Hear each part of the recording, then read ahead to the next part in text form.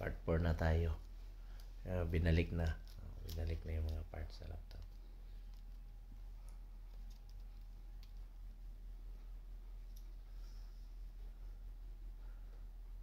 Naghahanap pa siya. Ano pang ibabalik niya? Kalimutan na yata. Yun sir, hindi na yan? Maya na yan sir. Mamaya na pala. May ano pa siya, may gagawin. Ayan. Sa likod yun, sinasarado niya. Ngayon, bubuksan na naman yan sa harapan. Kasi hindi nakita yung battery. Wala palang battery, sabi ng YouTube. Yan. Parang tapos na yan. Yan ang magkaalaman yan. Nasa battery siguro yan, no?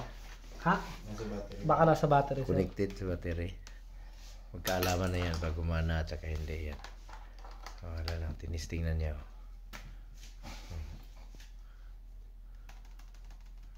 Yan. Wala na talaga. Hindi na talaga. Kanina gumagana pa yan. Ayan, gumana pala. Expert talaga to. Kaya nga sabi ko sa iyo eh. Kaya tinatanggal yung pisa, gumagana pa rin yung laptop nyo. Hindi talaga itong technician, naka-abroad na kasi. Isa pa itong may ThinkPad pa.